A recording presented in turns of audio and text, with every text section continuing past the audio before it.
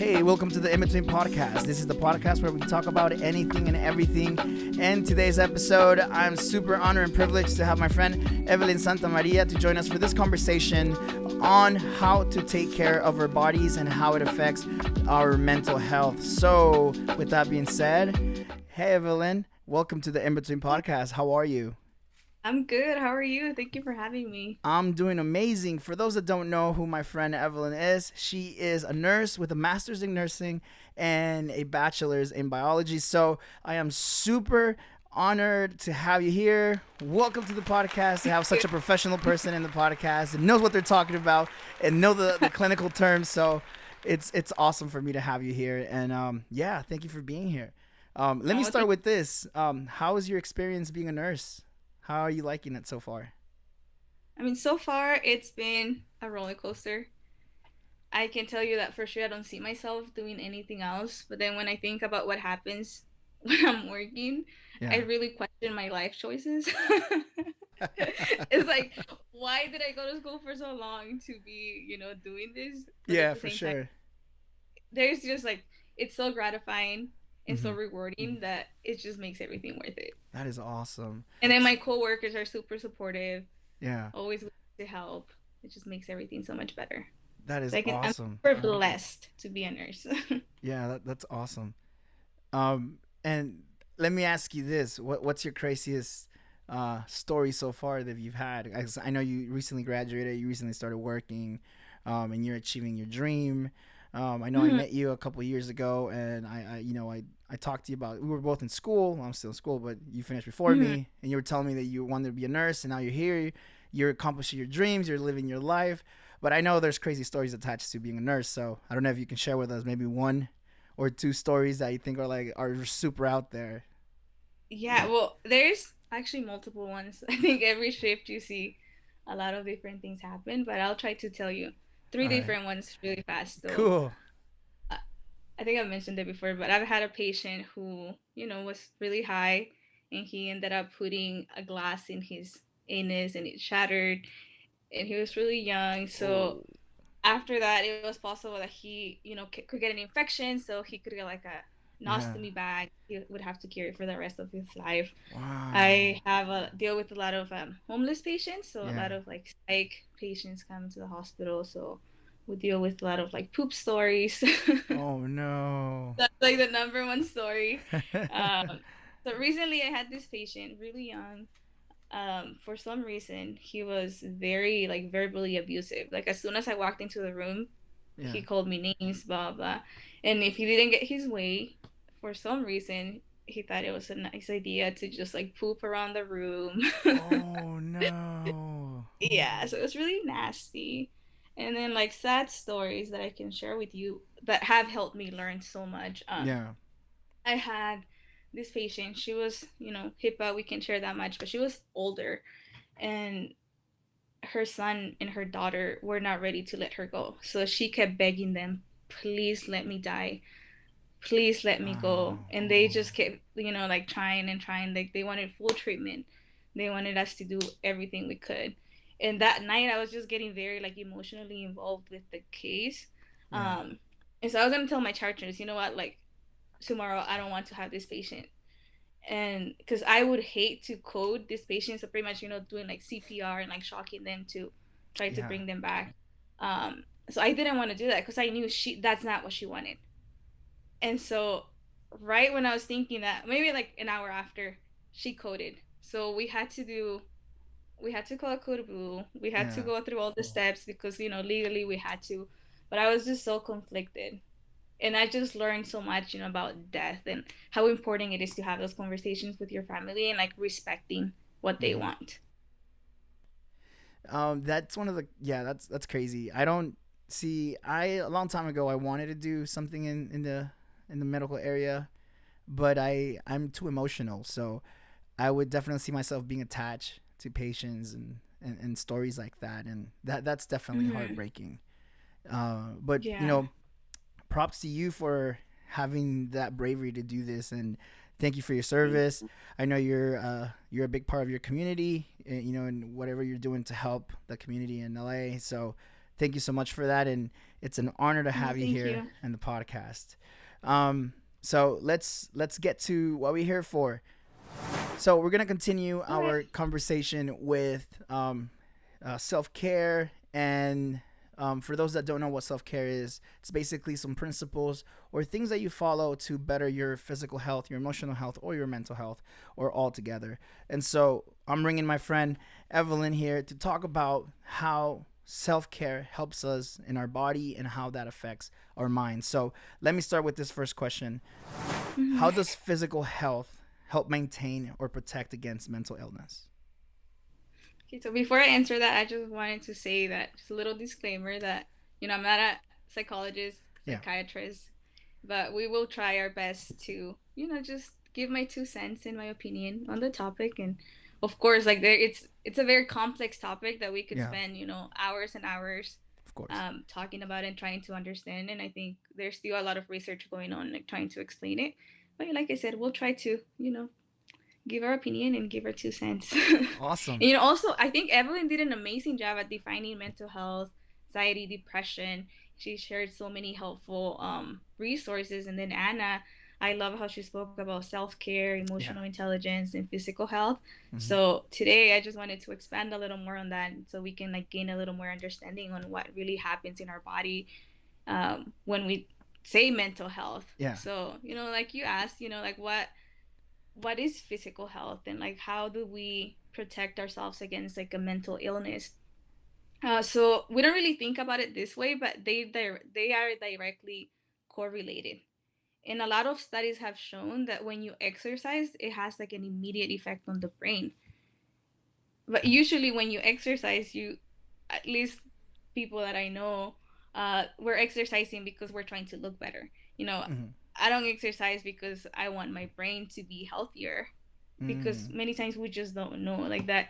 We don't Yeah. dig deeper, we don't do that research to try to understand like the full benefits of exercising. So just to give a little overview, so some of the common benefits of physical health or exercising: so it improves your blood flow. Again, we talked about your general body fitness, weight loss. It's a great stress relief. It helps, with the tension. Like for us who have been in school for a long time, we know Hmm. like if you go for a quick 15-minute walk and you'll come back and study, it makes a huge Oh difference yeah. in your attention and your memory. So like I said, like one single workout can really have a long-term effect. Um, so it boosts your memory, improves your concentration. It's crazy, but it slows down cognitive decline. Oh. I didn't know that, so I was doing No. research. And Wow. as we Okay. age, our brain like starts to slow down, and Yeah. it's normal. But when you exercise and you eat healthy and you practice these healthy habits, you can actually slow that down, which I thought it was Oh. fascinating. Just a Yeah. simple act of exercising can have Yeah. such an Maybe effect I on need your to start body. working a lot more because I'm starting to feel old and I forget things. So I need to get a little more workouts in there 20 to. minutes a day. Oh, yeah, definitely. No, especially when you're in school. For those that are in school, they know the stress of trying to maintain a life, go to work, try to live a healthy lifestyle. And Hmm. yeah, that's crazy that I didn't know that it helps Yeah. slow that down. And again, I'm not like the fittest person. When I was in school, I think I gained a lot of really unhealthy habits because Hmm. I wasn't really thinking of this, like, oh, it's going to benefit me in the long run Yeah, if I exercise or if I try to gain some healthy habits. and I think a lot of that is due to what the media portrays or celebrities. They work out to look Hmm. good, and so a lot of people follow those trends. But in reality, Yeah, we should be working out to be healthy. That should be the primary exactly. reason of why we should work out. So, Yeah. with that being said, what is the brain? How do we, especially with your biology background, how do you explain the brain to somebody, and how does that work? How does that Okay. muscle in our body work? So, can I ask you, when you think of the brain, what do you think of the brain? Oh, What do you think the brain is? I've always say that the brain is like a supercomputer that we have that Hmm. sends thousands of messages to our body, and it perceives a lot of things. It comes from the eyes, and then the brain perceives it, sends messages. So when I think of the brain, I just think of a supercomputer that helps maintain the Hmm. body, and that's what I think of the brain. Yeah, great. That's pretty much what the brain is. So, Yay! A point for me. yay! Woo. So yeah, the brain is like one of the largest and most complex organs in the human body, and it's made up of billions of nerves that have to communicate with each other. So, Yeah, like you said, it's like a supercomputer that has to be working 24/7. So the brain is made up of like specialized areas. Again, they have to communicate, they have to work together, and they store information. So our memory, it can control our thoughts, our speech, our movement. It controls the function of our organs like within our body. So if you really think about it, our brain is like the boss of our bodies. definitely. Yeah, It's like, definitely. So, I like that. It's the boss of the body. I mean, we can't do anything. Tell me if this is true. The last when someone passes, the last organ to stop working is the brain, right? mm-hmm. And even after someone passes, the brain still stays alive for a little bit. No, that's Well, it is that depends true because or a lot of like if there is brain death, like they can use like different machines to help you, breathe. got But if it? your brain is gone, it Yeah. doesn't matter if any other organ's still alive. Like there is no coming back. Okay. Okay. So we know what the brain is. It's a supercomputer. It's the boss of the body. So when we exercise, what parts of the brain are affected by the exercise? Okay, so multiple parts of the brain are affected by it, but I just wanted to focus on three so we don't make it too long or complicated. We don't want this to be like a lecture. For sure. So the prefrontal cortex, Uh-huh. so it plays a central role in cognition. So it controls functions and dopamine release. So it influences attention, influences like impulsive behaviors and cognitive flexibility. And then the temporal lobes, which you find like on the sides, Hmm. it helps with like object recognition and interacts with like other structures to create new and long-term memories. But I also wanted to focus on like this little organ that's found within the temporal lobes, and that's why I had to mention the other two. Yeah. It's called the hippocampus. The hippocampus. So Yeah. the hippocampus, it is a very complex brain structure. I feel like everything in our body is very complex. God created a perfect um, Oh yeah, definitely. structure. It's amazing. But yeah, it's like a very complex structure that's embedded in the temporal lobes. But again, the major role is like learning, memory, um, and it's depending on the stimuli around you, it can be damaged greatly. So a lot of studies have shown that like damage to the hippocampus can lead to a lot of psychiatric disorders. And Okay. then the brain is also made up of other tissues. So it's like gray matter, white matter. We don't want to get too into that with that, but like Yeah. nerves, blood vessels, water. So please drink your water. And like 60%, fun fact, 60% of our brain is made up of fats. And I'm mentioning that, Fats. yeah, for like something we're going to mention later on Okay. in the podcast when we talk about diet. Okay. Okay. I didn't know that was 60% of our brain is made out of fats. It's Seriously? crazy, right? What? Because a lot of times I think there's a misconception like your Uh huh. brain is muscle, Yeah. Yeah. but Yeah. it's not. Like it functions like a What? muscle, but it's But not. it. Wow, that's crazy. I did.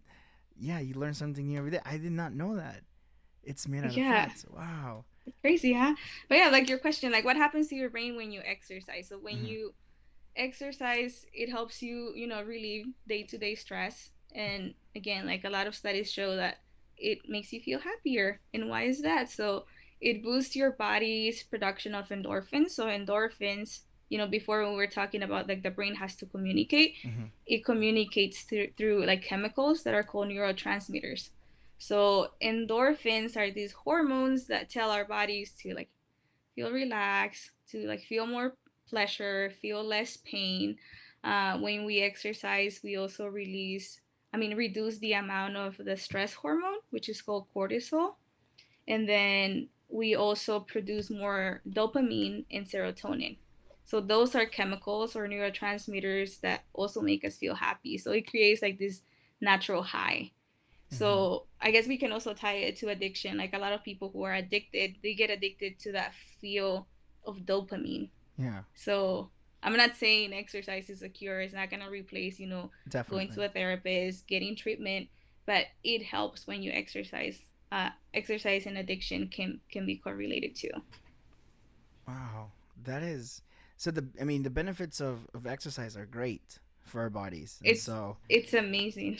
if anyone out there that's like me that needs to exercise a little bit more, we definitely need to find more time to exercise because we are missing out on a lot of benefits for our bodies and for the long run. Everyone wants to live till we're super old and we lived a full life and a whole Hmm. life, but with the crazy lifestyles we live and how fast paced our lives are sometimes, and you don't exercise, you're cutting off years from your life. So, yeah, everybody, you need to work out more.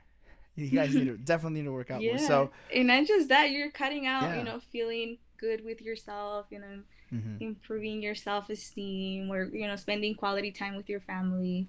Definitely, yeah. Like you were saying, the benefits are immense. Immense, yeah. So, what is primary prevention and why is that important? Yeah, so primary prevention is pretty much what we do before a disease or an injury happens. So Hmm. exercise can be a form of primary prevention towards mental illnesses or dementia. Hmm. And another fun fact that I wanted to mention is that people who suffer from mental illnesses are more predisposed to dementia later on. Mm. So exercising, it's amazing because it's like it could prevent people from getting dementia, or it slows down the process of it. Yeah, I my grand, talking about my personal life here. My grandma suffers from dementia, and she's still at the early stages of dementia. And Mm-hmm. yeah, one of the things the doctor told her was she needed to exercise and walk around and take walks and read and stuff. So, Mm-hmm. wow, that's I'm learning so much. Honestly, this is Yeah, this just is like this is a great taking conversation. care of this little muscle can do so much. Yeah. Oh no. I'm calling it muscle when I told you it's not muscle. Because we're just so used to that. Oh no. Yeah. Yeah. I think you ask anyone out there, you ask them if the brain is a muscle, they'll tell you, oh yeah, Organ. it I meant is. to say An organ. organ, yes. So, what are the other things that we can do to optimize our brain? So I would say, your diet is really important. Mm-hmm. Getting enough sleep.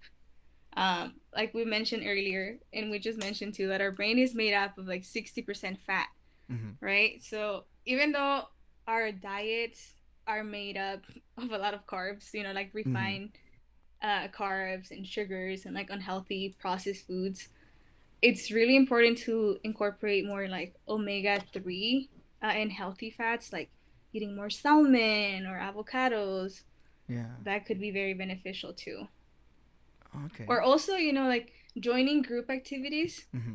especially, during this pandemic, I'm sure it's been hard for a lot of people, Yeah. but it just gives an opportunity to, socialize more and just be around people. Yeah. Um, I think you hike a lot. No, Yeah, I try I my follow your best. I Just have you on getting out there. IG, and I see that you're out hiking a lot. How does that help you hiking? Like, what is you do it just for fun? Are you doing it for the health benefits? We can say for both.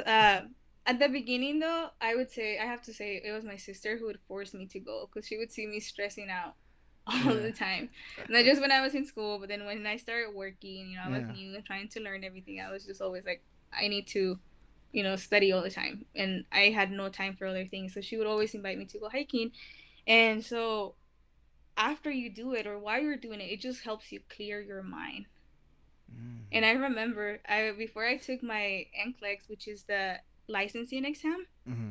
she was like, we got to the top of the mountain. She's like, you have to scream like, I'm going to pass this exam, and it just felt so good to just like release all like like the stress. Yeah. Uh, That is. I need to try that. I need to go on top of the mountain and scream.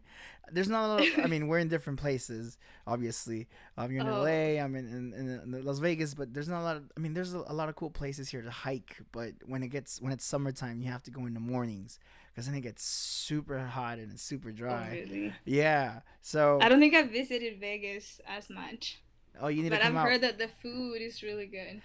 Oh Jesus, we can make a whole podcast and just the places to eat in town. But no, a lot. I think the place I enjoyed more going hike, and it's a far drive. It's the Grand Canyon, just because Oh wow. it's a, I don't know if you've ever been, but I've never been. it's a really good place to go hike, and it's a whole Oh day wow. hike. You go there super early and you come out super late, but it's an amazing place to hike. We need to make it happen. Or We need whenever to make you're it here, happen. we'll take you hiking here. Yeah, for sure. So let's move the conversation along. So what's the correlation between what we eat and our minds?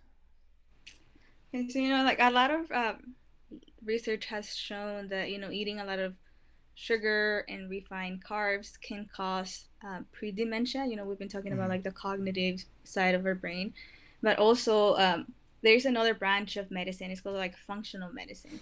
Mm-hmm. So they focus on finding the root cause of what's causing, you know, a disease or an illness. So it has been really helpful for mental health. And I follow this doctor. His name is Dr. Mark Hyman, Mm-hmm. and he has this theory, or he speaks about, you know, how mental health is caused, or like depression and anxiety is Mm-hmm. caused by inflammation in the brain. So a lot of the things that we eat cause our brain and our body, our whole body, to become, you know, like to cause inflammation. Yeah. So he was sharing this case of a lady who had chronic depression for many, many years. And as soon as she changed her diet, she felt completely okay within weeks. Mm-hmm. So what we eat can have a huge impact, not just in like how we feel and how we look, but also in our brain. So what do you think of the keto diet, which is a very popular diet out there? I've tried it myself once a long time ago, and I Mm-hmm. actually lost a lot of pounds. But I did see that it was very high on calories. Like you did Mm-hmm. take out carbs, but it was like you had to eat a lot of protein and a lot of fried things that you know. So what is that a good diet to take on, or what do you for Well, people with you know like with people with like mental health issues? Is that like a good diet for them to take on? I mean, I'm not a dietitian, so my personal opinion, I've never liked the keto diet, or Yeah. I don't really like diets overall. I think I believe in, like, you know, eating healthy and Yeah. trying to incorporate like your veggies and like healthy stuff into your diet. But our bodies need energy, and a form of energy is glucose. So like your body needs glucose to create ATP, which is like the Mm-hmm. form of energy, Yeah. right? So if you're cutting out all these carbs, you're cutting out glucose, which is the main source of energy for our bodies. So for that reason, I think it's unhealthy to cut, um, to do like a keto diet that's so high in fats. And I've actually heard people who have like passed out after, you know, like cutting all sugars, all Mm-hmm. carbs, because that's what drives your body. So I'm just like, what are you Yeah. doing? No. Yeah. Yeah. Yeah. I've seen it happen. I've seen it happen. Yeah. Yeah.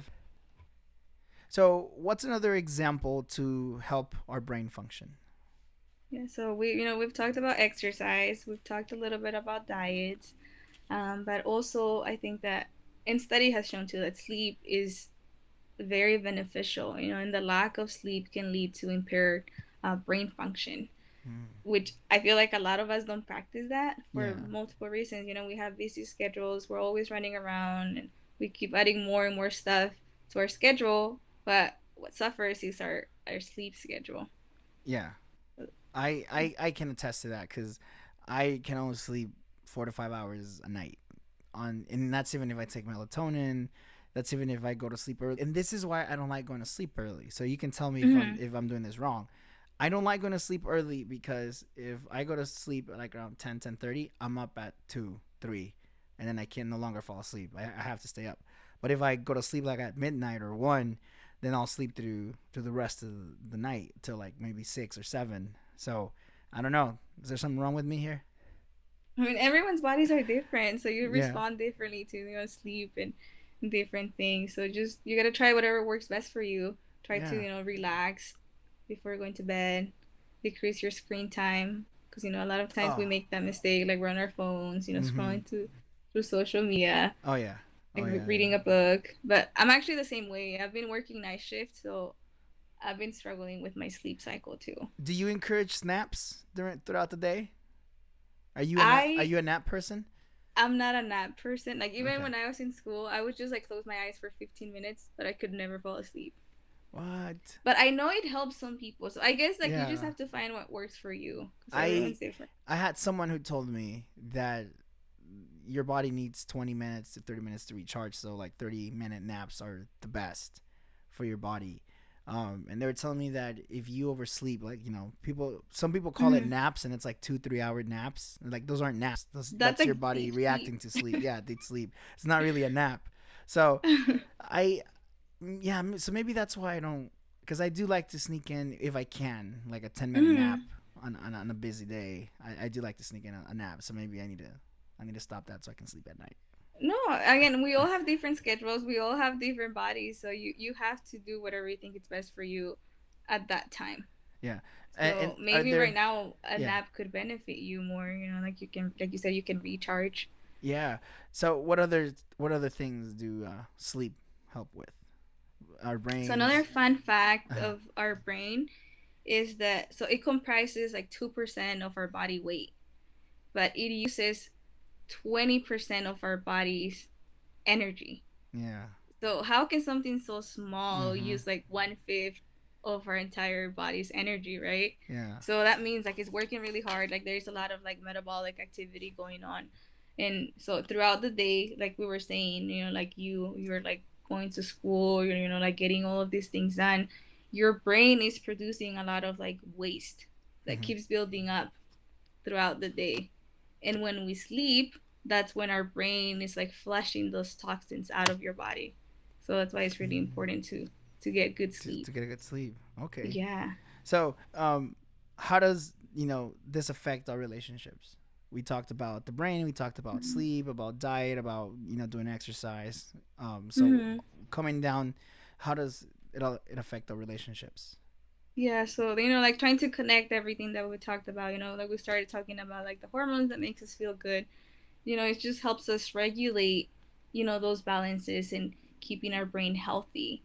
And so a lot of the times when we don't get enough sleep or when we're not eating healthy, when we're not getting enough exercise, our mood is going to start to shift. Like our mental health is going to start to suffer. And so maybe we'll start, like we don't want to spend that much time with our family. Like, we don't want to go out as much.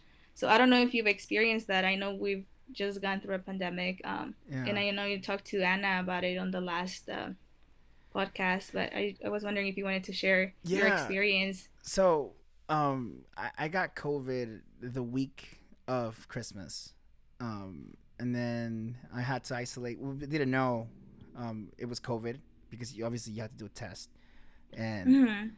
well, I felt bad on a Sunday, and then on a Monday I was just completely wrecked, and then I couldn't do my test till a Wednesday, and then I wouldn't get my results till the Friday. So I was isolating since my for reasons that my father's diabetic. We try to defenses are low, so we're like nope, I'm gonna Mm-hmm. stay in my room, and the first day, second day, and the third day were hard on my body just because of I was Yeah. reacting to the virus. But then I think the fifth day, sixth day, and then the days after that, it was a struggle into my mental health because I had to stay in my room. And Mm-hmm. I don't know about you or anyone else listening, but I can only do like maybe 2 to 3 hours on TV with Yeah. before getting Same. bored. Um, Video games is the same thing. I'm not a big gamer. I can only do Mm-hmm. like maybe an hour of gaming before my eyes start hurting because I'm really not. I'm more of a creative person. I need to write. I need to do this. I need to do music. I need to write. Um, Mm-hmm. I did a lot of reading. Um, but then, you know, uh, it started hitting me because I'm used to seeing people. Even though I always say, and it's true, I do suffer from social anxiety. Yeah.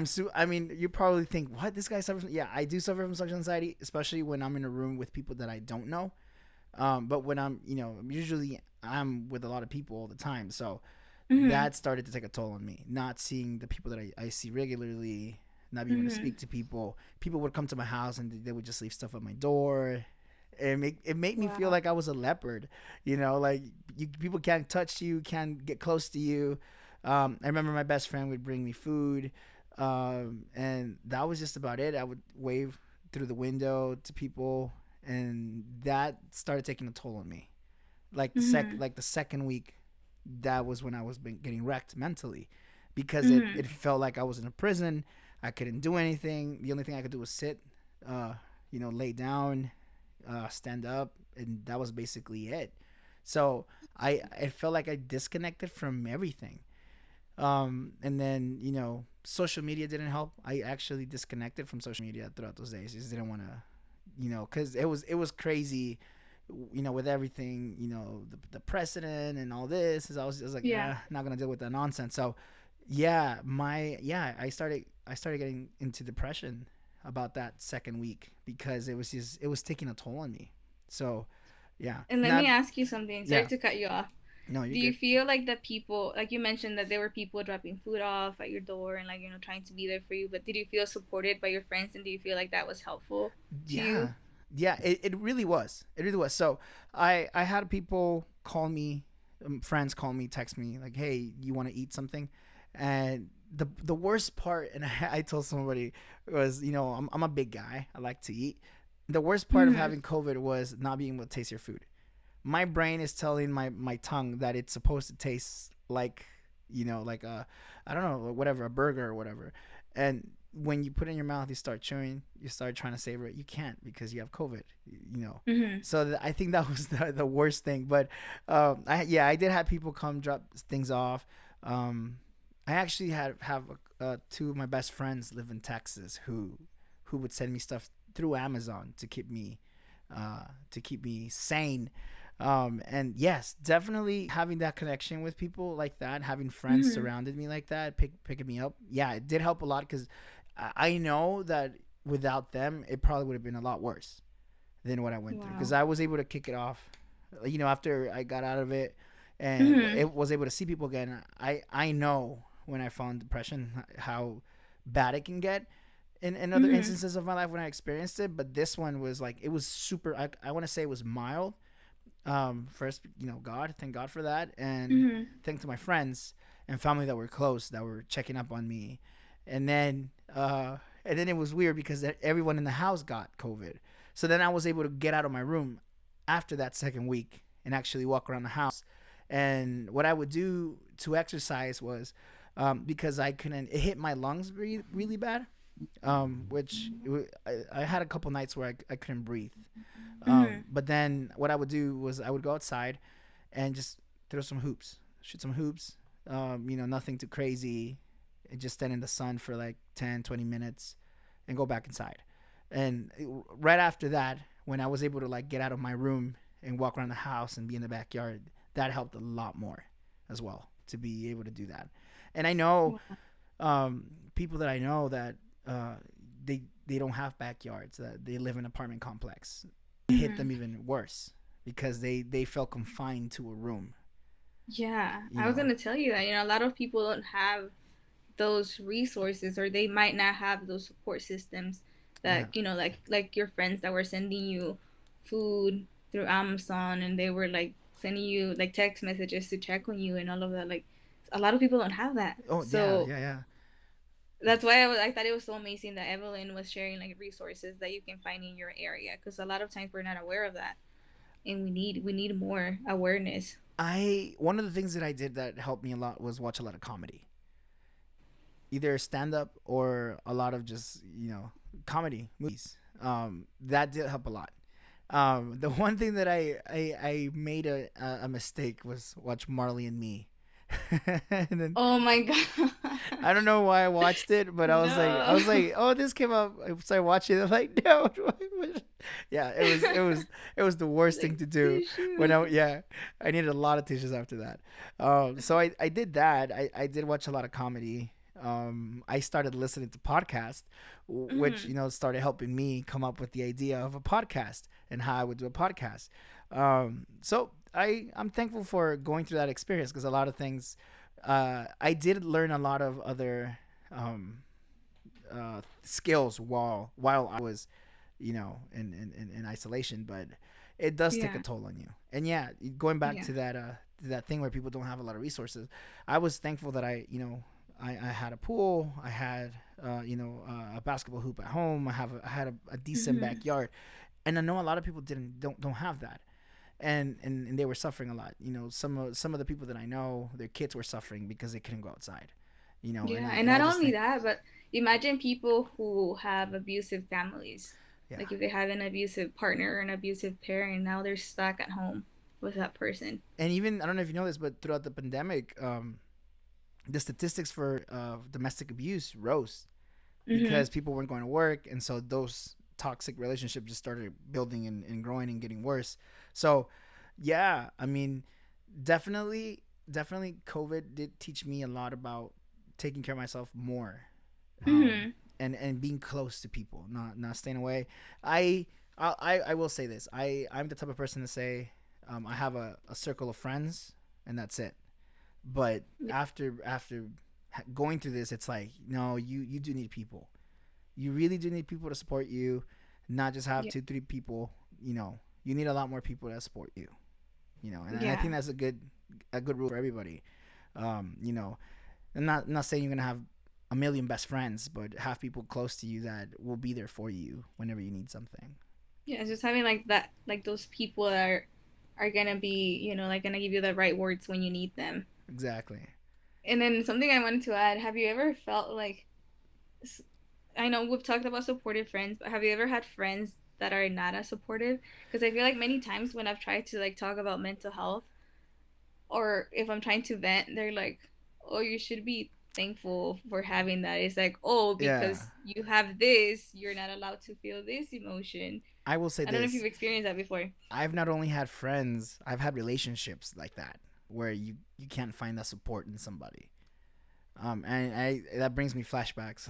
I'm like an army veteran flashbacks. Maybe Um, maybe we shouldn't get into that. no, I remember trying to be, because I'm an emotional person as it is, which is Hmm. sometimes it's not, it's weird for a guy, I guess, to be emotional, but I'm very in It's normal. it is normal. So I'm very in touch with my feelings, and I remember I was trying to Hmm. share something with somebody, and to let you know, during this time when I was having this relationship, I didn't know I suffered from depression or social anxiety. So a Hmm. lot of the things I didn't know how to react to, I didn't know how to help myself. So I would have to Yeah. rely on people to help me. And so this person, Hmm. completely the worst person ever to help. Basically, when I would go through a phase or something, she would tell me, "Get over it. Be a man, get over it." And so some of the most hurtful things were said throughout that relationship. Um, Friends, yeah, definitely. I have cut off many people who were toxic, Hmm. that you don't never open up to you in that way. So I think why'd have friends like that? you know Yeah. it's not good to me. When I think of a friend, it's somebody you can help, and they'll help you Hmm. without Hmm. expecting nothing in exchange. Checking up on you, like I have friends that I can talk to them every day, or I cannot talk to them for a week, and we're amazing friends. There's no Yeah. need to be clingy, I guess, but I know that they're my friends because if I go through something, they're there for me. They'll be there for you. Wow. Exactly. So, That's but amazing. definitely, yeah, I think friendships do help your mental state. And I always Yeah, tell for people, sure. you need to find people, you need to call people your friends, people that will dream and that will Hmm. push you to get better, to be better. So, Exactly. for example, this podcast, the couple friends that I told them, like, hey, I'm gonna start a podcast. All my friends were like, dude, do it. You need to do it. Someone out there needs to hear what you're saying, or Hmm. what's gonna happen in your podcast. And to this day, they keep supporting me. They listen to the podcast, and that's the type of friends you want. People that want you to Hmm. succeed, people that want you to get better, but at the same time, you do the same for them. You push them to get better. Exactly. You push them to do better, right? Yeah. So as you can see, like aside from exercising, eating well, sleeping well, that relationships that we have around us and the support that we get and what we give is also extremely important for our mental health. Yeah, for sure. No, definitely. And now I'm 27, and I Hmm. look at it now, at all the mistakes I've made in relationships and friendships. then Mhm. now, you do say I keep a tighter circle of friends that I trust, but definitely you have to be open up to other people. You know, we Because there's do, so much you can learn from other people too. and so that's what I I was feel going to like, mention. There's so much negativity going on in the world. You not too. know, I feel like, if you don't agree with somebody, society tells you to be their enemy. Or if you participate in this, or if you're political, open politically, you could be Mhm. accused of being racist or whatever your political party or affiliation is. And I just think that we live in a world where hatred is around the corner, and it's easy to fall into hatred because of it. Mhm. So my idea is, and I've practiced that in the last couple months, in the last year, is be open with everybody. I'm not going to agree with what everyone says, and I'm sure not everyone's going to agree with what I say, but I can come to a place where we can mutually respect our ideas and our differences, Mhm. and we can find a place where we can meet in the middle, and that's respect for each other, respect for your fellow human, and just have a positive vibe about it. Everything, look for the Yeah. positives, even in the negatives. Look Yeah. look for that positive outtake, and I think that also helps, especially with what we're having with the last president. I did see a lot of people, especially my classmates, especially friends, Mhm. who felt stressed out about what was happening, and Mhm. that they were feeling depressed, or they had anxiety because of what was happening in Washington and the president and all this. And so, I think that it's maybe disconnect every now and then from social media, the news, to keep you mentally Well, sane, because yeah, I for know a lot of sure. people that focus on that, and they're not happy. You got to Mhm. disconnect and live your life a little. People out there, you're not gonna agree with everybody, but do yourself a favor and disconnect, and be happy. Be happy And with you what know, you got, and be happy with what you're doing. and it would be ideal that everyone had the same mindset Mm-hmm. and they actually respected everyone's point of view. Mm-hmm. But I feel like as Christians, we're often the target where it's like, what are you gonna say? Or you're not allowed to think that way. Like we're supposed to Exactly. respect everyone's opinions, but all Mm-hmm. of a sudden, our opinions and our beliefs Exactly. are not valid. Yeah, and so I that's an interesting point you bring up, because we, as a church, for the longest, we've advocated for a lot of things that, if you look at it culturally and you look at it from like the way society looks at it, we Mhm. sometimes don't preach what we don't live, or we don't do what we preach, Mhm. and that is to love your neighbor, love the person next to you, and I'm not gonna say I apologize for the Christian community. No, I'll say this, that there's a lot of things that we do wrong, and we present the gospel in the wrong way, and that's why we Mhm. get a lot of fire. A lot of people come at us because we're like, oh, you're doing this, you're doing that, but at the same time, I get what you're saying. I had someone tell me, yeah, if Christians would preach what they, if Christians would do what they preach, the world would be better. And I told that person, no, if we all would do what we think is good, and our in values and principles, we would all be better. It's not just one person in particular that has to take the blame.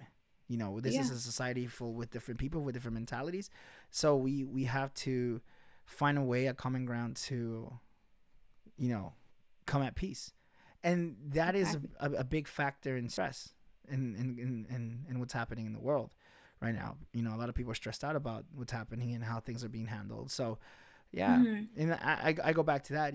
Sometimes we need to disconnect from that, and just live Mhm. our life a little, and forget that the world's not forget the social issues, the injustices. Obviously, that doesn't go away, but maybe disconnect for a moment and enjoy your family, enjoy your Mhm. friends, enjoy the people around you, and enjoy the things that you have.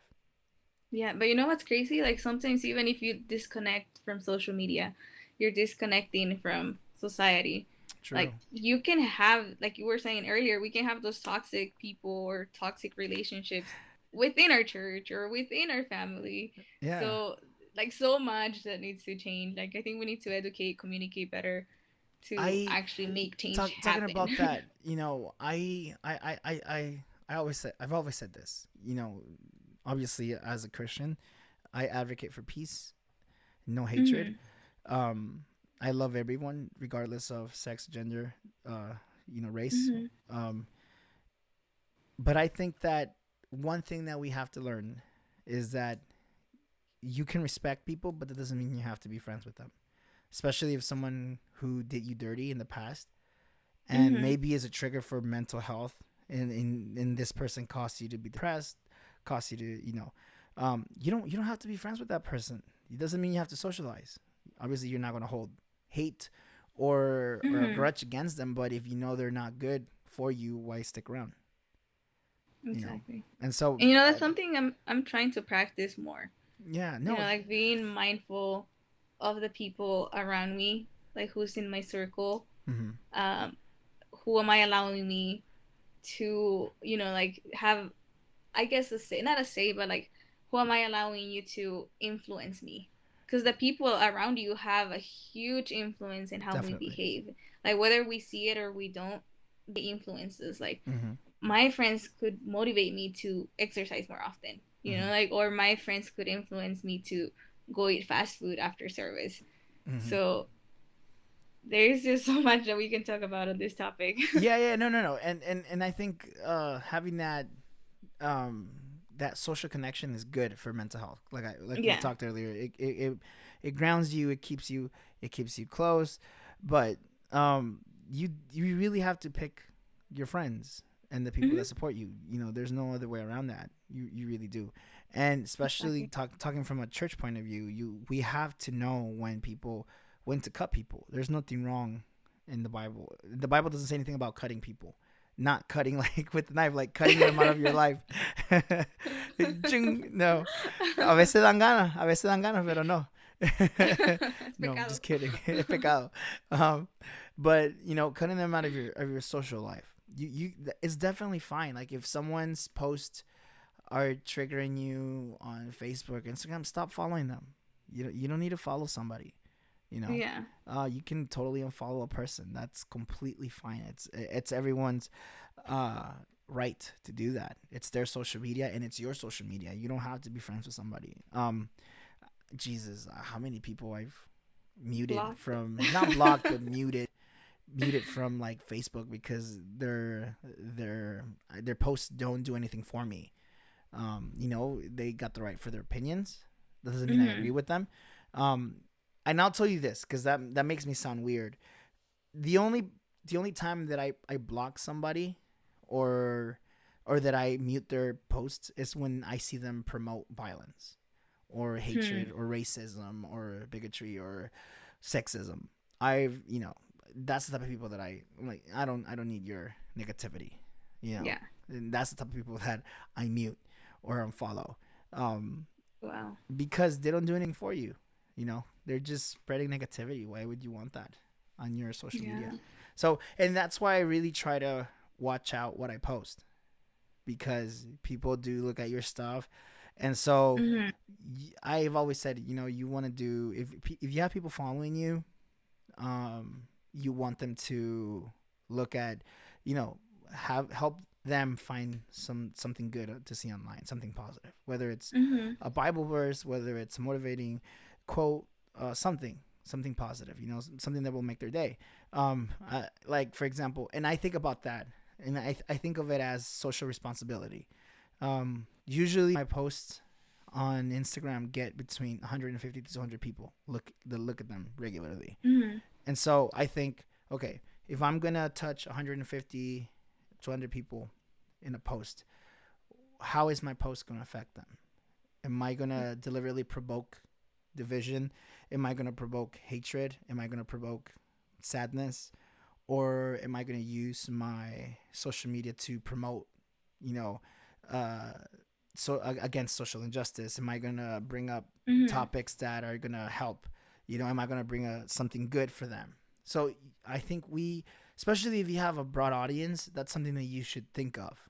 Not just post whatever Exactly. you want to post. No, because then you're not helping anybody. You're not helping yourself. I don't know. That's how I think about it. Yeah, That's and how I I guess think we about it. can both agree that social media can be its own little category of how it affects mental health or how Definitely. it can Oh help yeah. mental health, and like how Oh we yeah. have to be really mindful. Like, what am I allowing myself to see today? And I'm Exactly. actually very similar to you. Like, I don't add people that I don't know, Mm, and I try to follow, pages that are actually going to help me. yeah. I Because of Zion worship movement, most of my pages are private.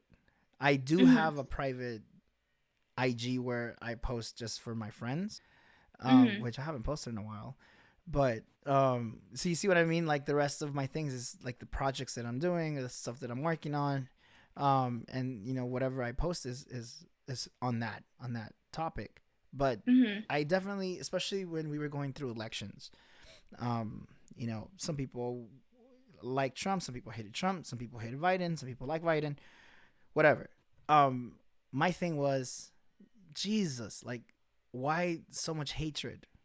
We're still gonna be living in the same country. We're still gonna be sharing the same air. We're still gonna be sharing the same space. Why so Mhm. much hatred? And that's something to me that I still can't understand from people. Right? We still live in the same place. It's not like the people that voted for Trump, they were gonna kick out of the country, or if they voted for Biden, they were gonna kick that. And like if Biden, they voted for Biden and Trump won, they were gonna get kicked out because they voted for Biden. No, like at the end of the day, we all live in the same country. We have the right to live here. So definitely social media is a weapon, like a double edged sword. It could be good, and it could be really bad for your mental state, for sure, Exactly. for sure. And again, going back to, like how we live in this society that it's like we have to accept everyone as they are, but like you mentioned, there's still so much hatred going on. Mm-hmm. Yeah. So like what needs to change for us What needs to to change? become one? Yeah. So when people ask me that, I have a very curious answer. And I always quote this part of the Bible. Um, Jesus said, love thy God over everything." Right? That's the first commandment, and then the second commandment he gives us was, "Love your neighbor like you love thyself." So if I want to accept everyone, if I really want to take that on, when you look in the mirror, what's the first thing you see? You see the reflection of yourself. And if we think of it mentally, emotionally, when you look in the mirror, you see your flaws, you see your mistakes. You might see some Mhm. bruises you have from the past situations that you lived. Obviously, definitely, when you look into a mirror, you see your imperfections. So, if I have imperfections, that means that my friends have imperfections. That means that society have imperfections. That means that the people that I don't agree with have imperfections. So Mhm. before I can accept them and love them, I have to love myself with my imperfections.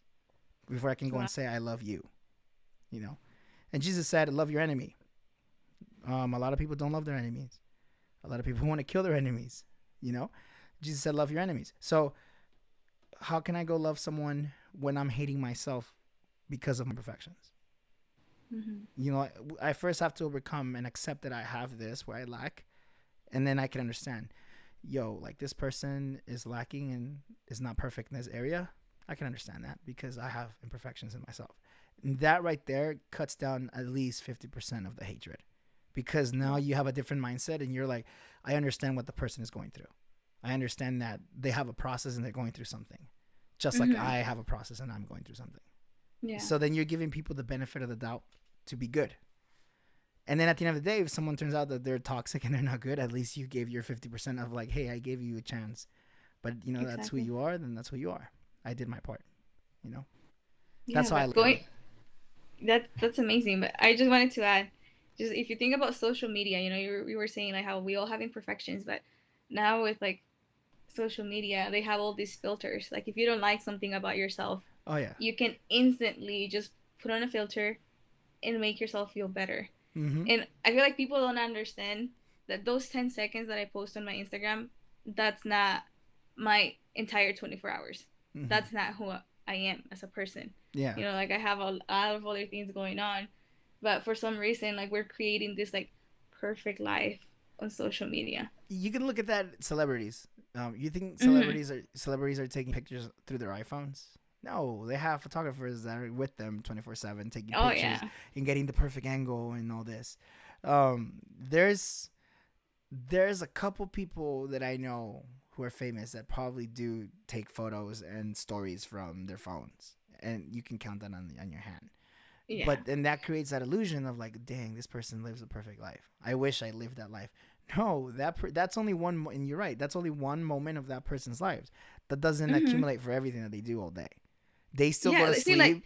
They still Mhm. shower like you do. They still go to the bathroom like you do. They still eat food like you do. Maybe not, not the $150 dishes that that they eat. We don't eat that, but we still eat food. We still Yeah. do normal things because we're all human. But Yeah. then we fall into that like, oh, I wish I was like them. I wish I had that. Or no, oh, it must be a good life going to Dubai. And yeah, I want to go to Dubai too. But you'll get there, playa. You'll get there. You'll get there, king and queen. You'll get there. Don't work on yourself to get there. Don't Mhm. wish. Don't. And then I think that's a problem with a lot of people, and that's why they fall into mental health issues. Is that they're wishing they live someone else's lives, Mhm. and And it's we're like not taking no, the time to live your work on life. ourselves. Yeah, live your Mhm. life. You want to go to Dubai, work your butt off. So you can go to Dubai. You can, own a Lambo. You can get a Ferrari, whatever. Whatever it is that you want to do, right?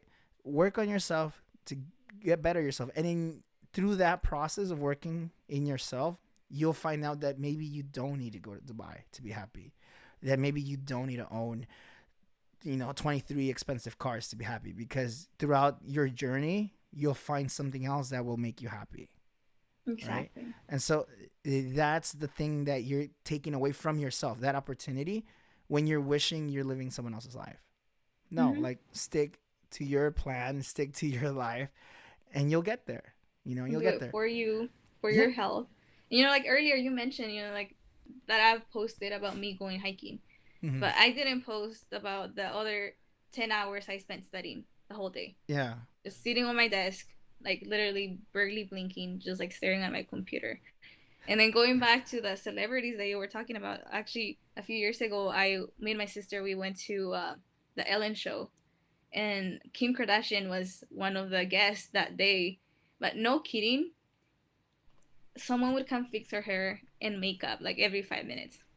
Wow. And like you said, like they just have like stylists, makeup artists, they have photographers. Like, how can they not look Good. almost perfect on social Exactly. media? Yeah.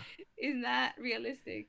No, it's definitely not realistic. And then, I I don't want to say sometimes, and I'll include myself in so it doesn't sound sarcastic or insulting, but sometimes we're so weak-minded that we think that Mm-hmm. it's perfection. It's really not. Mm-hmm. And then when we think like, oh, that's the lifestyle I want to pursue, or that's an amazing lifestyle, that's an example of a great lifestyle, but you can make a Mm-hmm. great lifestyle for yourself. You just got to find your journey. You got to find your way, Mm-hmm. right? And that's crazy that you mentioned that. You know, they have a stylist every 5 minutes. Jeez, I'll say this: I'm not colorblind, but I never know how to coordinate. Like, just look at me now. I have a like a purplish hat with like a pink shirt. Like, I do not match. I never match, and you know me. Like, I never match ever in my life. Never try to coordinate. I wish I was that type of person that I have some friends that just coordinate their outfits with their shoes, and I'm nope. I'm just like, whatever's in the closet and I feel like wearing it, that's what I'm gonna wear. I have no Wow. sense of style whatsoever. I But dress see, like I'm a granddad from like the 70s. That's how I dress. And I'm perfectly fine with that because I am comfortable with what I wear. but you know what's crazy? From my point of view, I've always seen you as someone who has great style, Oh, who no. comes up to like camp, and I was like, "Whoa, Heido, you really planned this outfit today." No, I really don't. You know what it is? It's the denim jackets. Denim will always help you no matter Just puts what. everything together. Yeah, denim. Seriously, denim puts your life together. Wear more denim. That's when people, because I've had people ask me that, and I like I tell myself be humble, because your humanity like, oh yeah, I have a great, I have the worst taste. I have the worst taste. I'll tell you this. The only thing that people that know me know this about me. The only thing that I spend money on is probably on like technology, like computers and iPads and stuff like that, Mm-hmm. and shoes. I have a thing for shoes. I have to wear expensive shoes. Why? I don't know. Just I just like Jordans and stuff like that. I like shoes. Mm-hmm. That's the only thing that I'll spend money on. Everything else is like, $10 shirts, $5 shirts, and I'm okay with that. But it's the denim. The denim is it's what pulls it all together. It's Taking definitely the notes. denim. Next camp, you're gonna see me Denim. in style with my denim. It's just denim, and I how many I honestly, I'll be honest with you, I lost count how many denim jackets I have. I'll just leave it at that because I have way too I much think I denim. have one. No, I have I way need too to much find it. denim. I need to find it so I can look stylish. Denim is my best friend. That's my my advice to anyone that's thinking that I have great style. It's denim. It's the denim.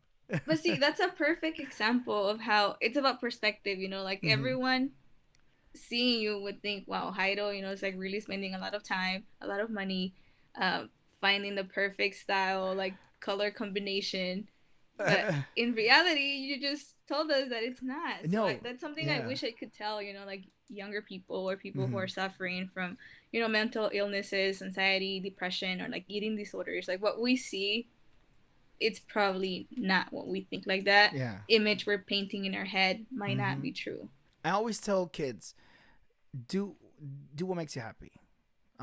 I've had a lot of kids who are going to college, or about to go to college, and the first thing that I tell them is not that I have kids personally. Like, no, like I'm helping Do kids you? in my community. No, no, no, no, no. Kids from my community that I helped out Mm-hmm.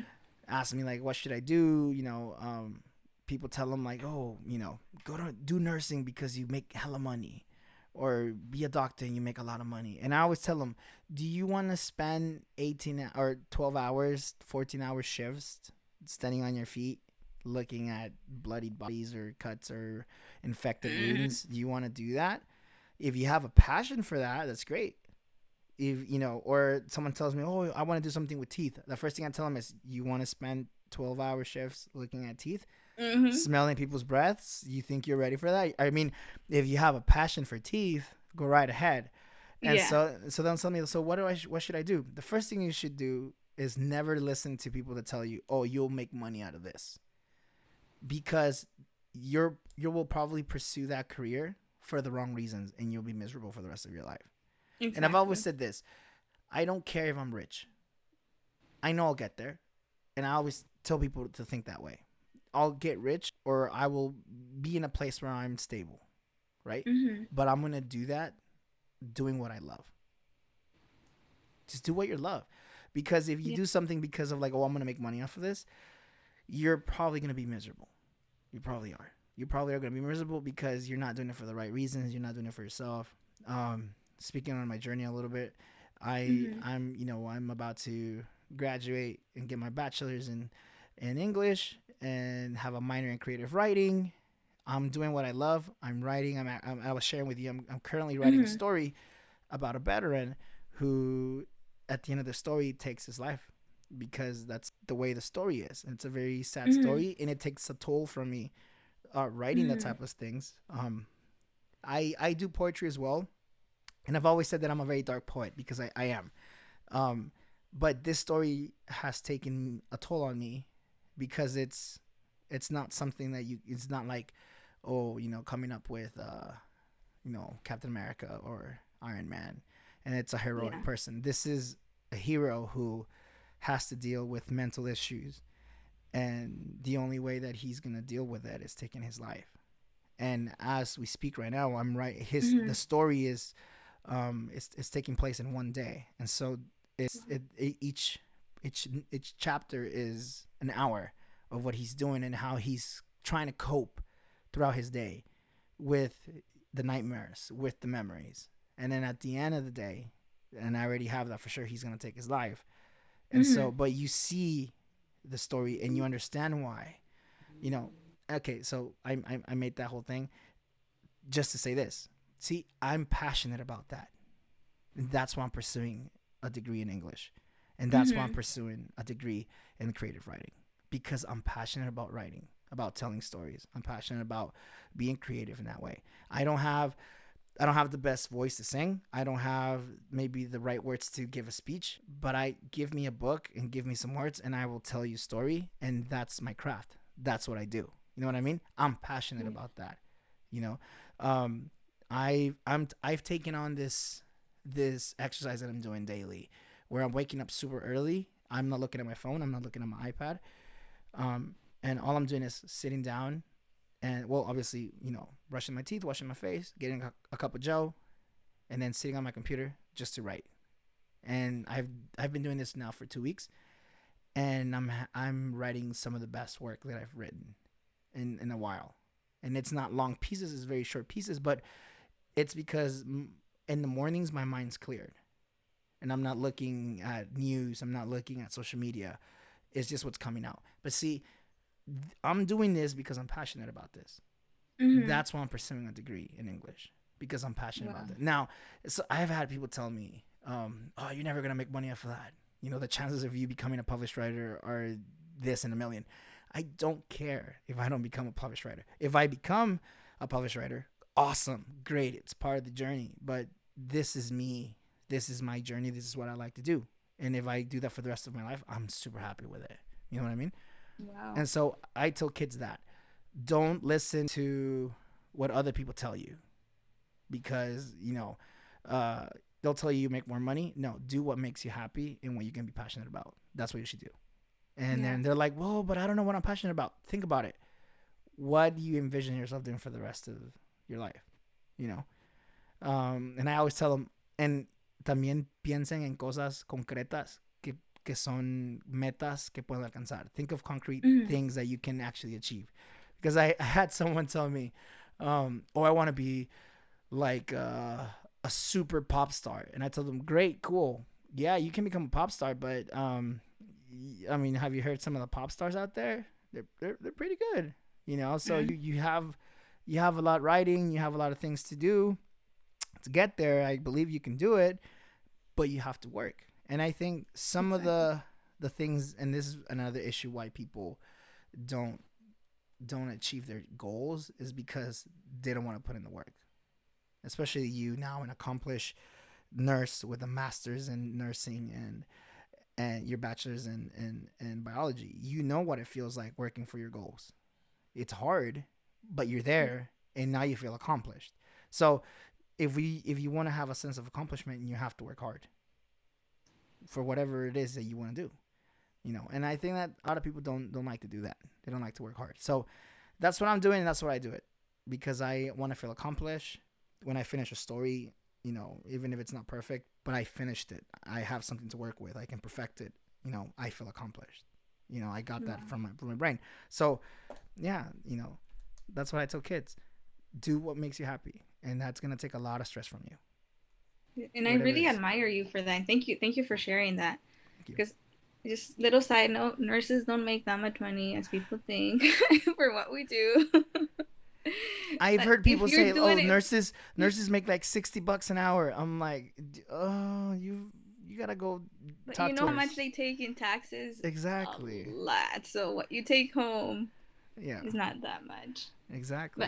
I do agree with you that when you do it for the right reasons, if you have the passion for it, you're not gonna mind working, those long hours. Exactly. You won't mind, like I said, like no one told me I was going to be dealing with a lot of, like psych patients, which I don't mind, but a lot of them are like verbally abusive. They'll try to even like hurt you Mm-hmm. physically, Yeah. and you're never prepared for that. Mm-hmm.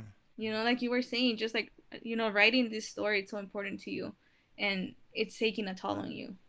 So it just makes me think of, my experiences dealing with psych patients, but also families that are dealing or taking care of people who are, going through a mental illness. Yeah. It See, takes a toll on people. so you're a healer by craft. That's what you do. You're a healer. I'm a storyteller. Our tools are different, but we're both passionate Mm-hmm. for what we do. Right? You heal people. I tell stories about people that need healing. That's what I do. And I think that one way or another, someone's gonna read it and they're gonna be like, oh, I feel, because I've had people tell me like, oh, Jesus, like I read that story or I read that poem you wrote, and I felt like it was talking to me. That's what I'm striving for. You know, Mm-hmm. um, I like painting pictures with my words. That's what I like to Wow. do. And it's I'm passionate about that. You know, I'm passionate about you reading my story and me putting you in a place where you're there in that setting with that character and you're feeling what he's feeling. And if that character's anxious, you're gonna be anxious. If that character is experiencing loss, you're gonna experience loss. So that's if I get that out of you, I did my job. See, and that's what I'm like. I work hard enough to get people to that place. You know. Wow. So yeah, be passionate about what you did, what you do. Be passionate about And what see, you do. that's a beautiful thing. Again, going back to like social media painting these like perfect pictures. You can be happy following your dreams, following your passion. It does the road doesn't have to be perfect. No, As it long as doesn't. you're doing what you love, Exactly. just keep going. It's So gonna take a lot of sacrifices, a lot of dedication. You're gonna lose sleep. mhm. Your relationships are going to suffer, but it's possible. You're gonna get there. I always, people always go with like, and I always advise parents never compare your kids to other people. Or never, or also I tell kids don't compare your journey to other people's journey because it's a whole different journey, right? Mm-hmm. Like some people finish school in 4 years, some people might take 10 years, and it's perfectly fine. It's okay if you took Yeah. that extra 6 years. It's fine, but you found your journey, you found your road, you found the place you needed to take, and you're there. You did it. You got it. Don't worry about if someone finished 4 years before you Yeah. or 6 years. And we You, we all come from different backgrounds. We all have different stories. mm-hmm. So, like you said, it's important never to compare yourself to anyone No, else. never compare. I went through that when I turned 24 and I saw a lot of my friends that were into business and they were getting their degrees and working, and I was over here still Mm-hmm. struggling with what I really wanted to do because originally I wanted to be a doctor and Mm-hmm. I was passionate about it. I would say that. Um, I'll say this, and not to make myself bigger than a big deal because I'm not. But I But am. you are a big deal. No, I'm not. But I am smart. I went all the way to calculus two. I went to up to physics. I don't know what. It was super high up there. So I was at a place where I could actually get a degree in engineering, um, Mm-hmm. or keep going with um, uh, being a doctor. And then, when I got to chemistry, I started struggling with chemistry, which was weird to struggle with chemistry but not physics. And I don't know, it was to me it was just weird. And then that's when I started really thinking, do I really want to spend my time in a hospital?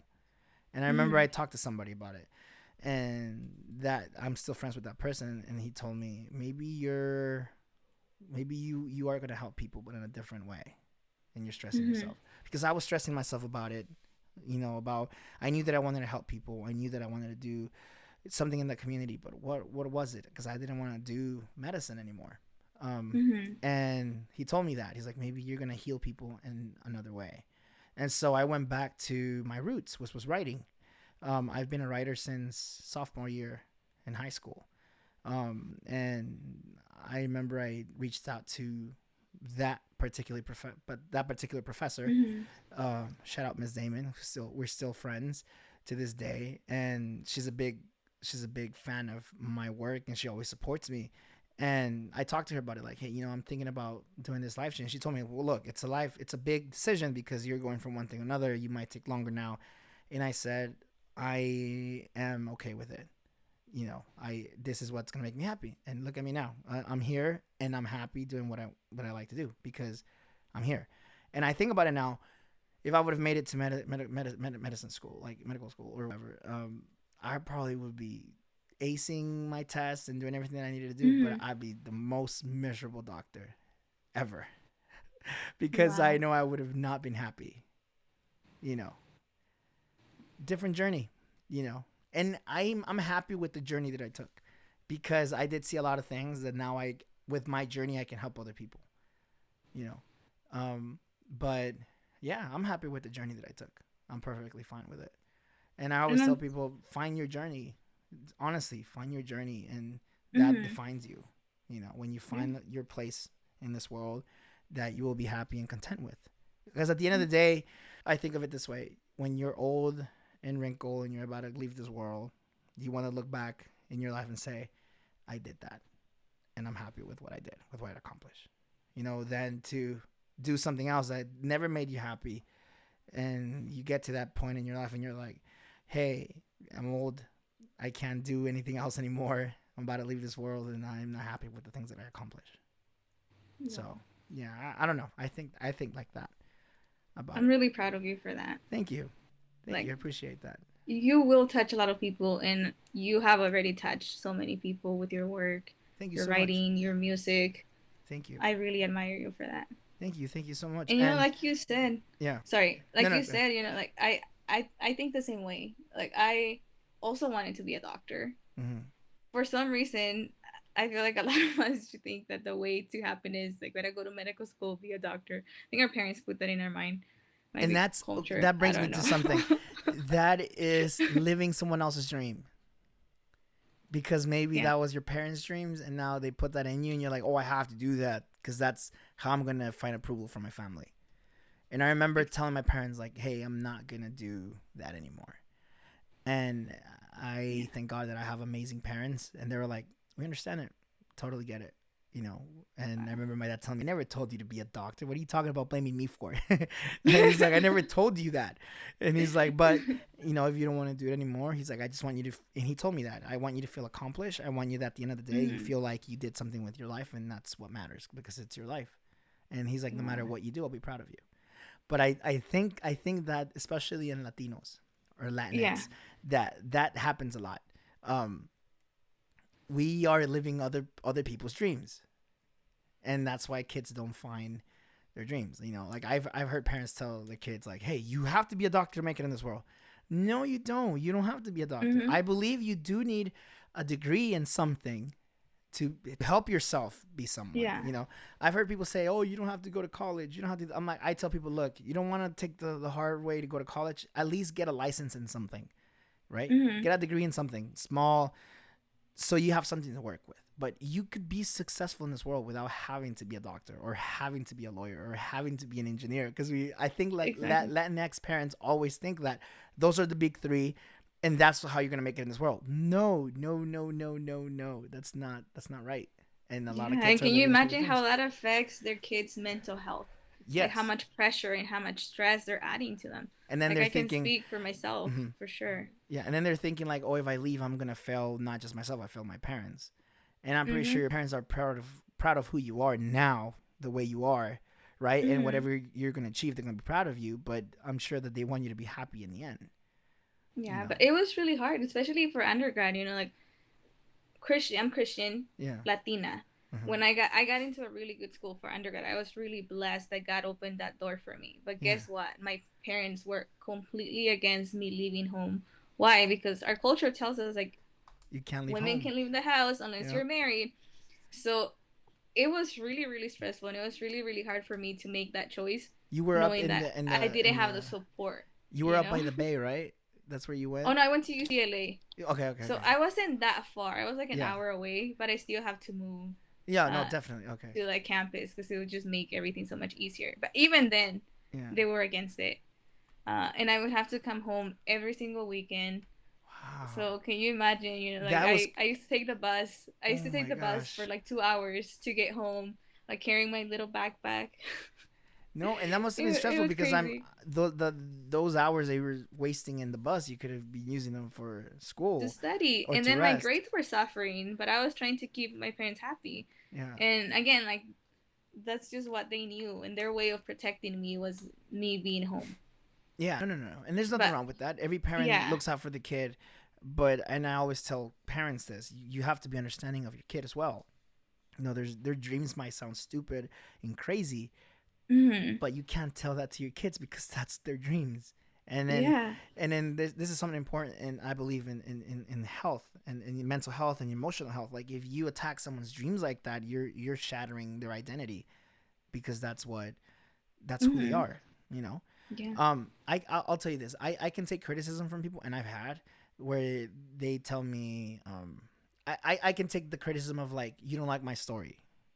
mm-hmm. And I'll tell you this. I'm Christian too, but sometimes in my Mm-hmm. stories I curse because Mm-hmm. that's what I picture my character doing, Mm-hmm. or whatever they're going through.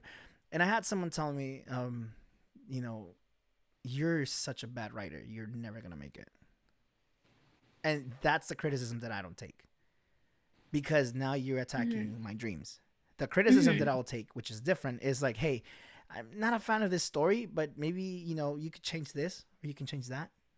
See, that's different, because you're creating a place for me to have a place of communication. I can tell you why, like, hey, I chose this for this character for this reason or for that reason, right? And Mhm. so, but the moment you attack someone's dreams, all conversation is lost.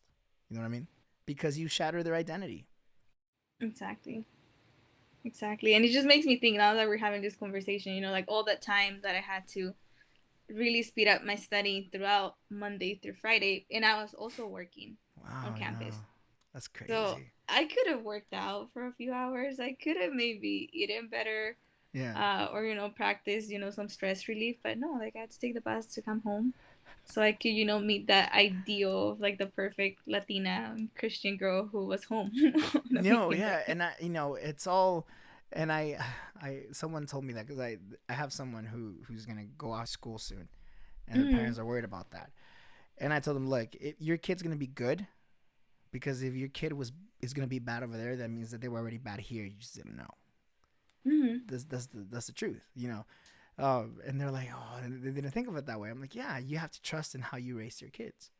Yeah, If you did a good job, it's gonna reflect. If you did a crappy job, then that's gonna be the outcome. But you have to trust your kids, and you yeah, have to let them grow and have their dreams and dream the way they want to dream and achieve their and goals. experience life. Yeah, and experience But you know life, what's definitely. funny?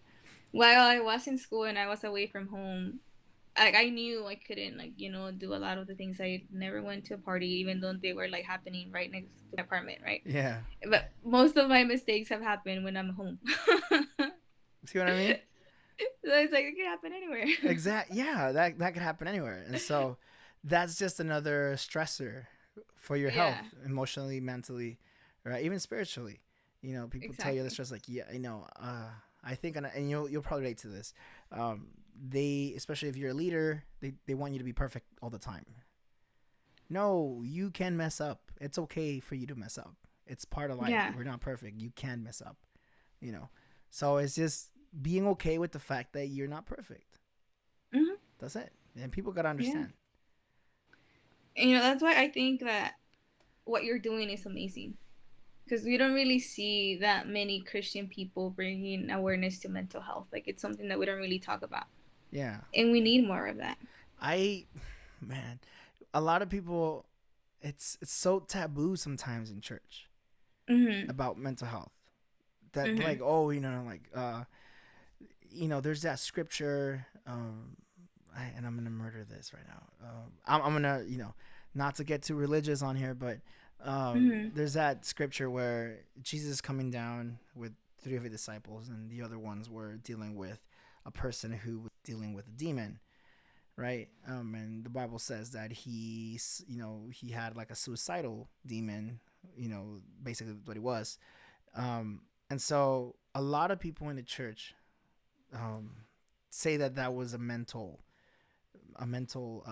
issue. And so then they, because of that verse, because they see it that way, they say, oh, Mhm. all mental issues are spirits and demons.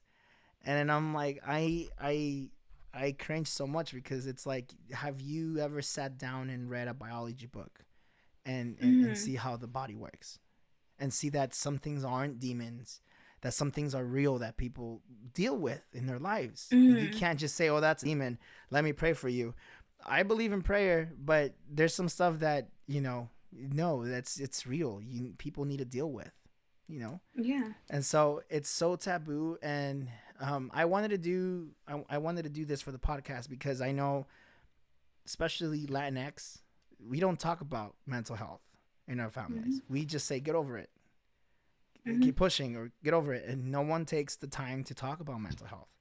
So I said, here at the podcast, we're gonna do the little bit that we can and reach out to people, and let's talk about mental health.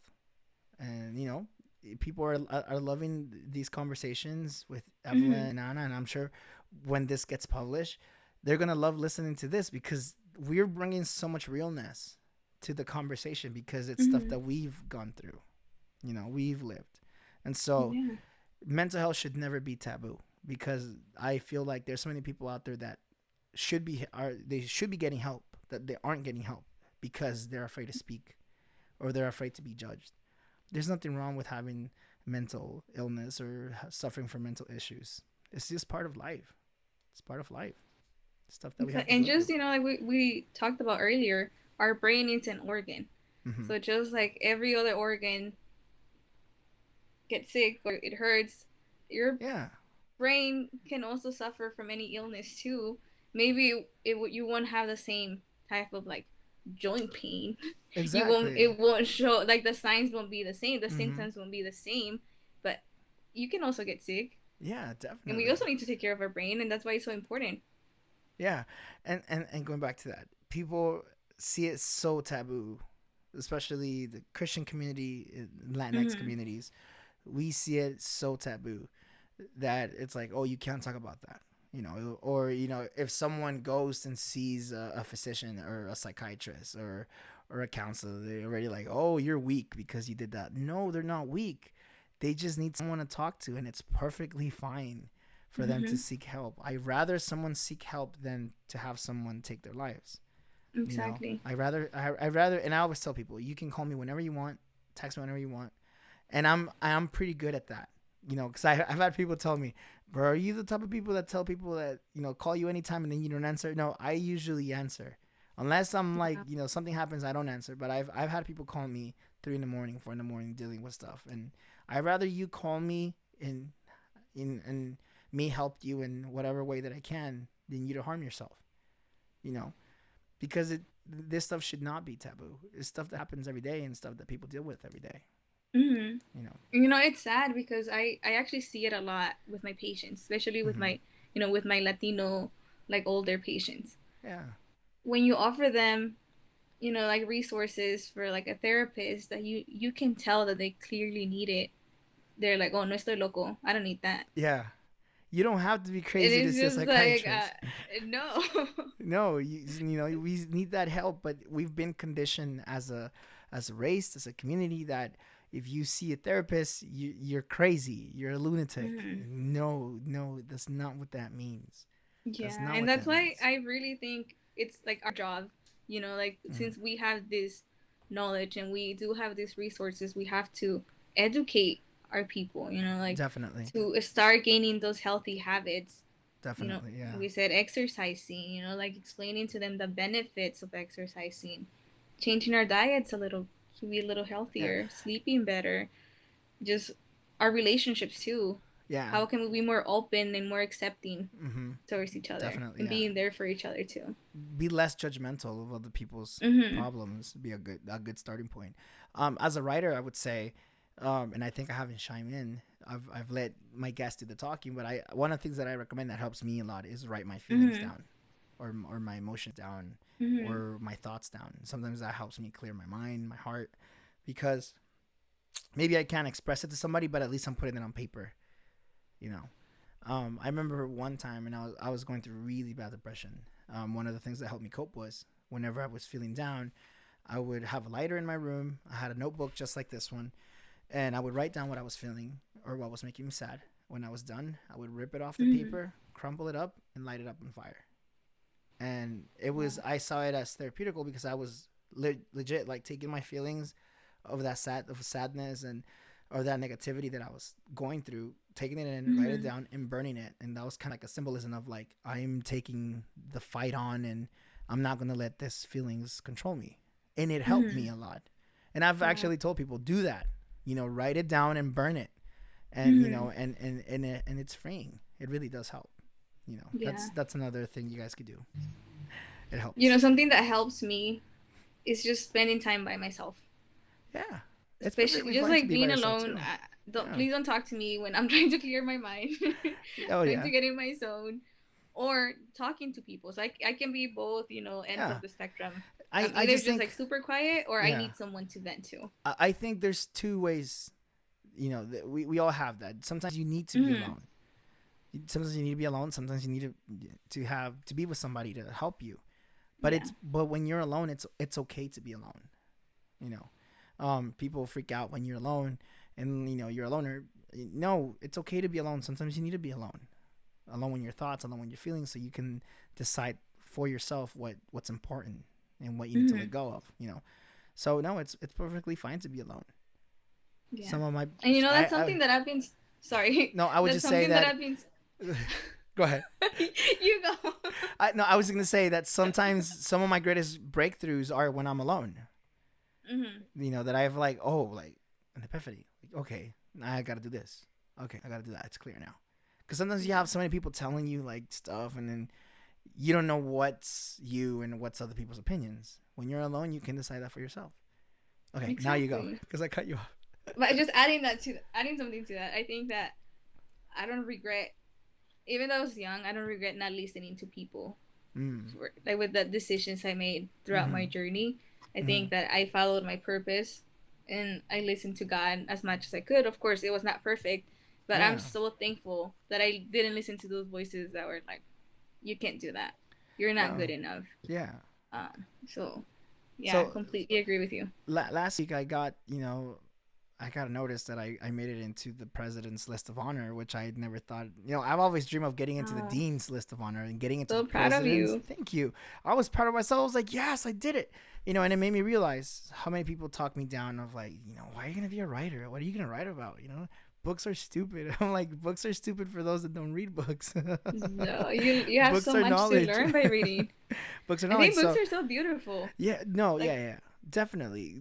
I People tell me, especially when it's like a movie based on a book.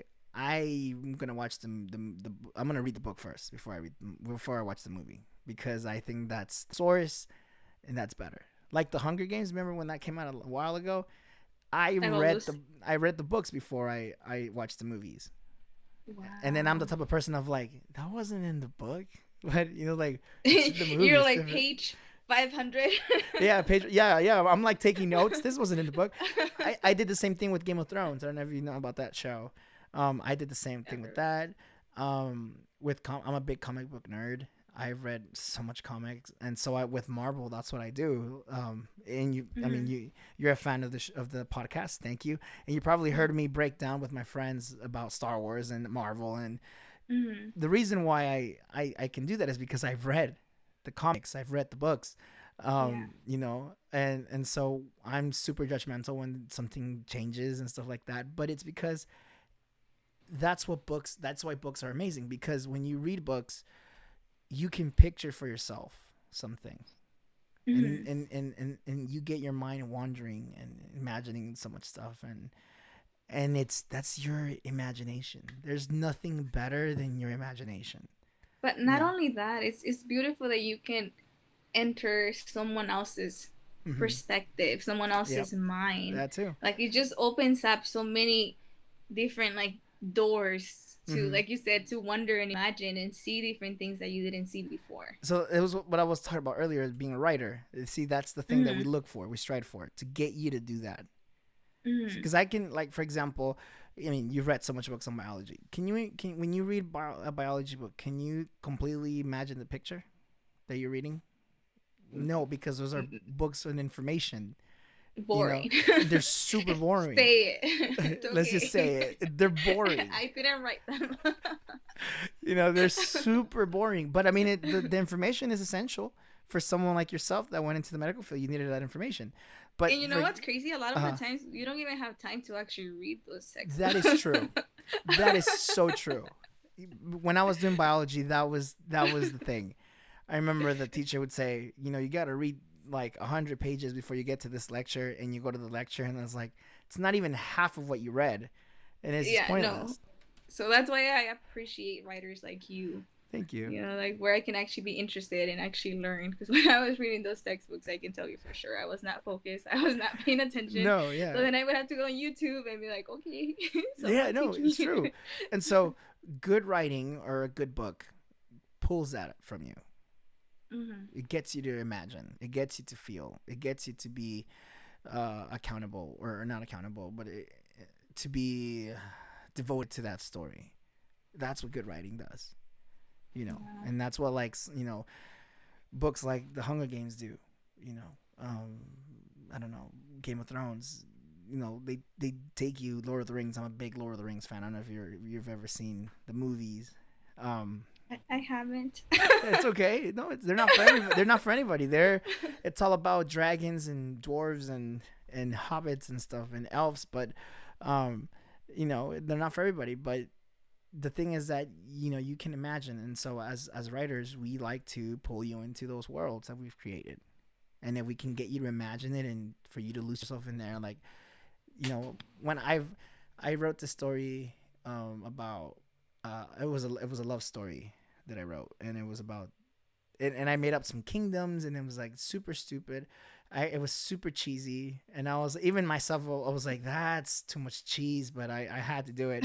Someone read it, and they were like, I wish I lived there, like the way you're describing the scenery and the plants and all this other stuff. Like I wish I Mhm. lived there, and I was like, yes, I did my job as a writer because I made you want to be there. So Yeah. that's why books are great. You guys need to read more books. Plus, I've heard that it helps with dementia because you're working your mind. So Yeah. you got to read a lot more. And also, if you really think about it, you have no pressure, but yeah, like you have so much power when you're writing. Like you can influence so many Mm-hmm. people's lives. Like you maybe you're gonna be that person's but make someone's suffering from depression, for example. You're gonna Mm-hmm. be their best friend. That you're gonna be that voice that's Yeah, helping them cope and deal with depression at that moment and and their that's and feelings. that's what I was telling you about the social media responsibility we all have, especially if you're someone of influence, of someone you Mm-hmm. have followers. You regularly get a lot of people that look at your stories. Mm-hmm. I honestly don't consider myself a person of influence, but I do have people that follow me, and so I think that I have a job to do, to spread positivity and to spread things that people are going to enjoy, and then people are going to get a good thing out of. Um, and that's a problem with Twitter. I don't know if you're on Twitter, but Twitter is I'm so toxic. not. I'm just on IG. Stay away from Twitter. Twitter is so toxic. Twitter is the most toxic place, and it's crazy because you get so much characters to write, and I just see how much hatred there's on Twitter because, and then like, Wow. wow, little phrases, little words, couple sentences can really destroy someone's life. And That's insane. so we go back to that social responsibility. If people look at your stories, so anyone out there, if you have a lot of friends and they look at your stories, try to spread some positivity. you know Mm-hmm. it's all about, it's not all about you sometimes. Try to help other people out. Yeah. And I just wanted to say hi to that because you're following your purpose and because you're are doing what you love, I think you are a person of influence. Aw, thank you. Like you might not see it, but like you said, you're taking those phone calls at 3 a.m. in the morning.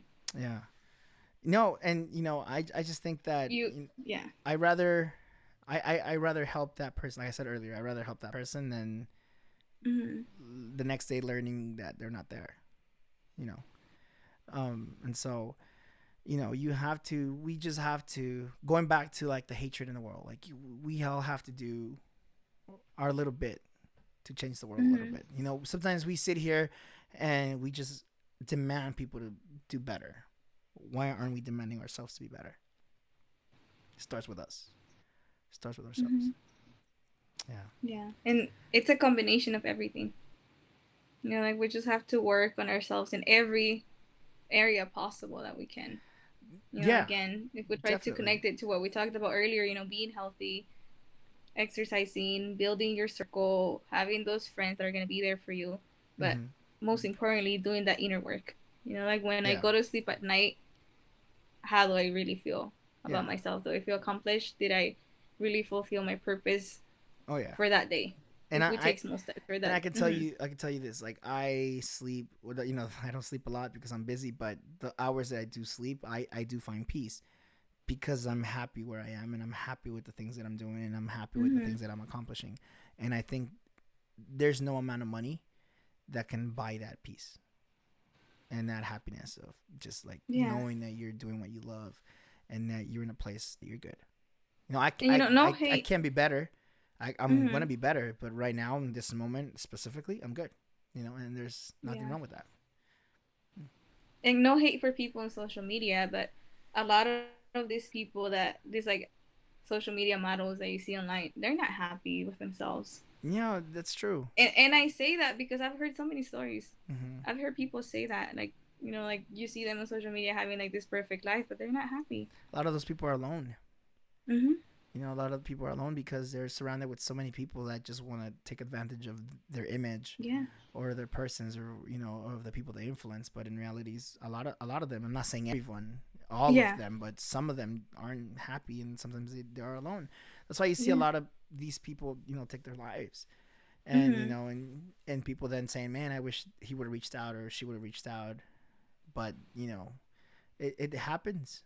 It happens, and I can see it. I can see how I can see how someone can fall into that, Yeah. into that false sense of security with a place or something, and then trying to promote something that it's really not there. Mm-hmm. Yeah, So, because a lot of times maybe they're trying to find, acceptance oh yeah, online. definitely, definitely, yeah. People want to be accepted, and going back to the love Mm-hmm. yourself, accept yourself first before you let other people accept you or love you. I can't let Exactly. someone love me if I don't love myself. If I don't love myself for who I am, for what I stand Mm-hmm. for the way I think, for the way that I look, then I can't let someone else come and love me, because then Mm-hmm. it's not gonna be good. You Yeah, know. and again, we can use that example, and we can go back to when we're talking about relationships. It's easy to say, "Oh, those people around me are toxic, or they're not good for me." Mm, But what am I doing to be that light that they need exactly. at that specific moment in their life? I heard someone told me a while back, in a conversation. They're like, I don't know why I attract toxic people into my life, and I sat there for a minute and I was like, did you have you asked yourself what you're doing to attract people? Like, do you Mm-hmm. really know? Because they were asking, why do only toxic people ever follow me? And I think I remember the conversation. I think they were going through a breakup and the person was toxic, and Mm-hmm. and they were asking, like, they were comparing. They're like, oh, all my other relationships have been toxic too. So I told the person, like, have you thought what you're doing to attract that type of people? Maybe Mm-hmm. you're being the magnet of negativity because there's some negative aspects of your life that you don't want to cut or you don't want to fix, and that's why you keep attracting the negative people in your life. Mm-hmm. And you can't always blame people, this is a whole other thing. We always want to blame We're taking a somebody. lot of turns in this conversation. No, it's good, I like it. We like to blame people for a lot of things, but we gotta take some responsibility for ourselves too. Mm-hmm. you know you gotta take some of that responsibility. You can't just blame everything on people, Yeah, and please that don't. that's big. That's huge. Take some responsibility for the stuff that you've done. Take it. You probably have done something to attract the negative people, or you've done something to Mm-hmm. get to that bad place. Not judging you, but Mm-hmm. realize that you've made a mistake and try to get yourself out of there. You know. Yeah, and there's so many steps that we can take Mm-hmm. to work on ourselves, like not just creating healthy habits, but like getting therapy, working on trauma that might be affecting us, because Yeah. it could affect you like long term. Maybe something that happened to you when you were little is coming out in this relationship. I mean, like you said, like you're blaming the other person, but maybe it's me. Yeah. Yeah. And Probably we it's have me. so much pride and so much ego that we're not gonna accept that. Exactly. And so then you fall into a false sense of like everyone hates me, and then that can also be a trigger for mental health issues. And Mm-hmm. so you have to sit down and examine what you're doing and what decisions you're making too. You know. Exactly. So yeah.